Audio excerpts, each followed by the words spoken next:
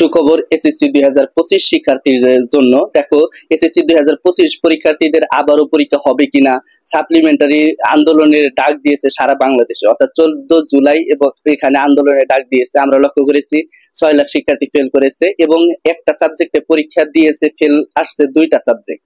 অর্থাৎ একটা স্টুডেন্ট দিয়েছিল একটা সাবজেক্ট পরীক্ষা, অর্থাৎ 2024 সালে ফেল করায় 2025 সালে একটা সাবজেক্টে পরীক্ষা দিয়েছে, সেখানে 2টা সাবজেক্ট ফেল দেখাইছে। এইবারে এটার দায়ভার কে দিবে? তাহলে কি শিক্ষা বোর্ড আদৌ তারা ঠিক করতেছে? তুমি পরীক্ষা দিলে এক সাবজেক্ট, 2 সাবজেক্ট কিভাবে ফেল হয়? এটা হাস্যকর না? অনেক ক্ষেত্রে হাসির ব্যাপার।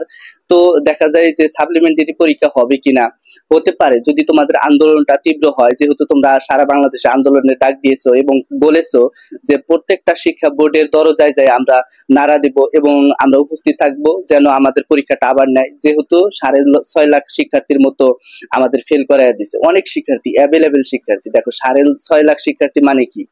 অনেক শিক্ষার্থী। সেক্ষেত্রে তারা আন্দোলন গ্রহণ করলেও করতে পারে। শিক্ষার্থীদের উচিত কি?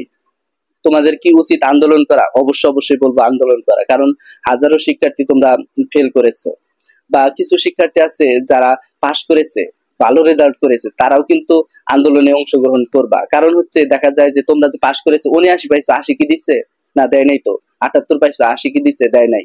68 পাইছো, 78 কি বা 70 কি দিচ্ছে? কখনোই দেয় নাই। 32 পাইছো অনেকেই, তাদের 33 দেয় নাই। এটা কিন্তু শিক্ষা বোর্ড 2025 থেকে কার্যকর না করা এটাই বেটার ছিল। তারপরেও তারা কার্যকর করেছে এবং সে অনুযায়ী শিক্ষার্থীরা তারা কিন্তু অনেকটাই মানে ক্ষোভ তাদের মধ্যে, যে আমরা আন্দোলনে ডাক দেব, আমরা হয় জীবন যুদ্ধে মানে পাড়ি দিব, তারপরে আমাদের আন্দোলনটা তারা যেন গ্রহণ করে, আমরা সে অনুযায়ী যেন পাশ করতে পারি।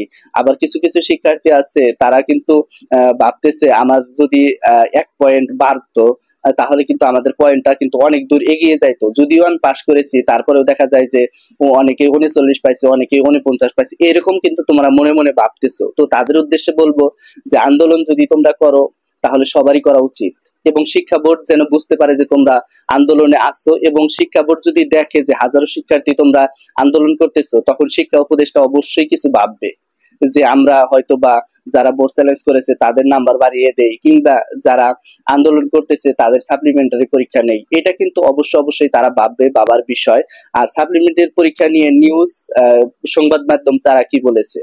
দেখা যায় যে দা ডেইলি ক্যাম্পাস তারা বলেছে যে সাপ্লিমেন্টারি পরীক্ষার জন্য তারা কিন্তু আন্দোলন করবে 14 জুলাই, অর্থাৎ 14 জুলাই সারা বাংলাদেশে আন্দোলন করবে, এবং এই আন্দোলনের ফল কিন্তু প্রকাশিত হবে তারপরে যায়।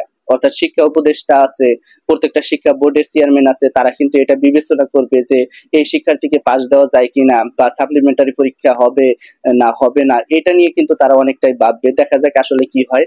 তো এই ছিল আজকের ভিডিওটা। সামনে কোন আপডেট চাও অবশ্যই কমেন্ট বক্সে জানাবা। ধন্যবাদ সবাইকে।